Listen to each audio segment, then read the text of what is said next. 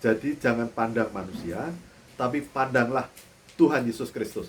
Pasti Anda tidak kecewa.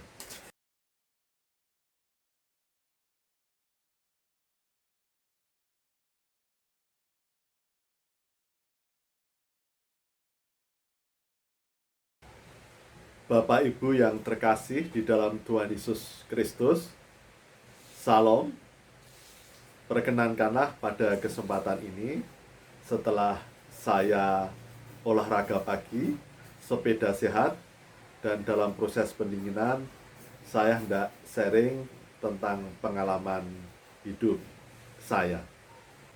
Beberapa waktu ini saya melihat di channel YouTube seorang muda yang cukup dikenal di sosmed, di sosial media, yang sedang diwawancarai, dan secara ringkas pemuda tersebut yang cukup prospektif dalam kehidupannya menyatakan bahwa telah menganut paham agnostik karena sang pemuda tersebut kecewa dengan kehidupan orang-orang beragama, khususnya orang Kristen.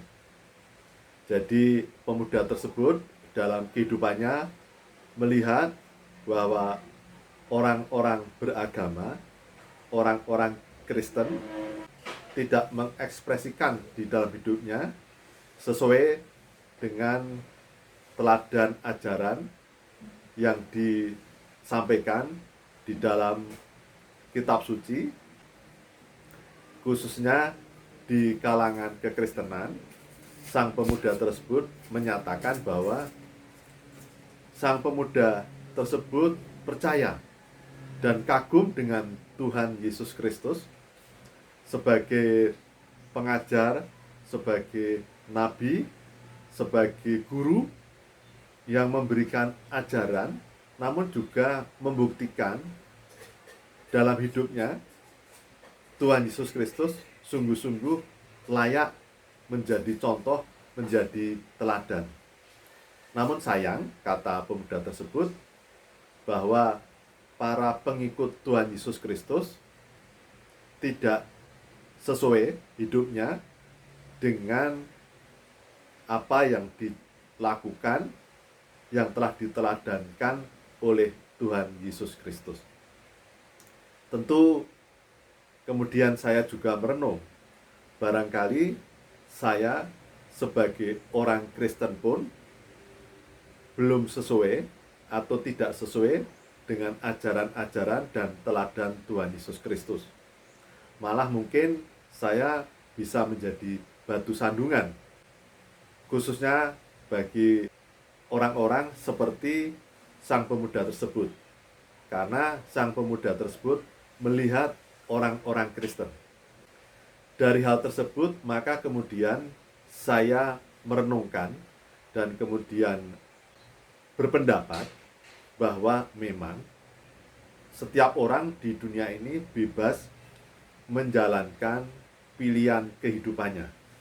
Jadi silakan menjalankan pilihan kehidupannya, silakan menjalankan kehidupan sesuai dengan pilihannya.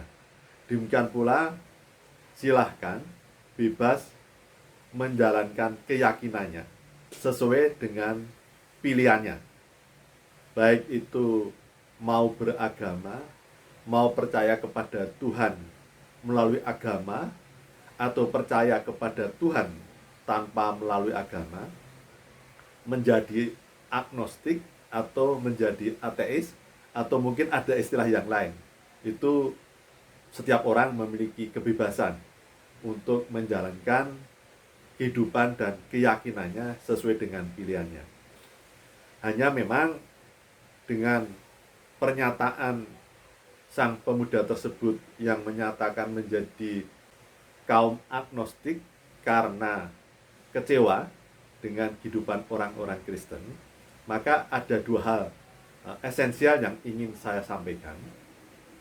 Yang pertama, bagi orang-orang Kristen seperti saya, dari apa yang dinyatakan oleh sang pemuda tersebut menjadi agnostis karena kecewa dengan kehidupan orang Kristen, menjadi perenungan bagi kalangan kekristenan, baik dari para tokoh-tokoh rohaniwan, agamawan, hamba-hamba Tuhan di kalangan kekristenan, maupun juga kalangan awam, jemaat biasa seperti saya, untuk merenungkan apakah memang hidupnya sudah hidup meneladani Tuhan Yesus Kristus, sehingga tidak menjadi batu sandungan yang membuat kecewa anak-anak muda khususnya, karena menurut informasi yang saya dapatkan saat ini, secara diam-diam banyak kalangan milenial, banyak kalangan muda yang sebenarnya sudah kecewa dengan institusi agama, karena melihat dalam lingkungan agama justru tidak mengekspresikan tentang kedamaian, tentang kasih sayang, tetapi justru mengapa terjadi kebencian, kemarahan, dendam, prasangka, curiga di dalam kalangan antar agama maupun di dalam kalangan interagama. Sehingga kemudian para kaum milenial, kaum muda menjadi bersikap secara diam-diam, sebenarnya tidak mau lagi menjalankan kehidupan beragama, menjadi agnostik. Kebanyakan menjadi agnostis atau juga malah menjadi ateis. Nah, oleh karena itulah maka menjadi tanggung jawab dari kalangan orang-orang beragama, baik kalangan tokoh-tokohnya, agamawan, rohaniwan, maupun termasuk kalangan biasa, umat biasa, jemaat awam biasa seperti saya, untuk sungguh-sungguh hidup sesuai dengan ajaran agama, yaitu bahwa agama mengajarkan hal-hal yang baik, yang positif, mengajarkan kasih sayang, berlomba-lomba untuk melakukan kebajikan dan kebaikan, bukan melakukan kehidupan dengan dendam, amarah, kebencian, prasangka, curiga, yang justru tidak mencerminkan buah-buah ajaran agama. Jadi dari satu sisi, yaitu dari golongan agamawan, bagaimana agar bisa hidup sesuai dengan ajaran agamanya, agar untuk menjaga para kalangan muda untuk tetap bisa meneladani bagi kaum agamawan, meneladani hidup di kalangan agamawan. Di sisi lain, tentu khususnya di dalam kekristenan, karena pemuda yang diwawancara tersebut yang menjadi agnostik dari keluarga Kristen dan kecewa khususnya di kalangan kekristenan, kecewa di kalangan agama Kristen. Mengapa hidup orang Kristen tidak sesuai dengan ajaran kekristenan, tidak sesuai dengan teladan Tuhan Yesus Kristus? Oleh karena itu, saya ingin menyampaikan kepada kaum muda yang saat ini sedang kecewa dengan kehidupan di kalangan kekristenan, seperti juga yang telah dialami oleh Mahatma Gandhi di kala itu, bahwa Mahatma Gandhi sungguh sangat meyakini bahwa Tuhan Yesus Kristus adalah benar-benar sosok figur yang layak diteladani. Nomor satu, pribadi nomor satu di dunia ini yang layak diteladani. Namun Mahatma Gandhi menjadi kecewa karena di kalangan kekristenan justru terjadi kehidupan rasisme, kehidupan yang membedakan orang berdasarkan warna kulit, status sosial, dan sebagainya. Maka Mahatma Gandhi tetap hidup meneladani Tuhan Yesus Kristus, tetapi tidak mau menjadi orang Kristen.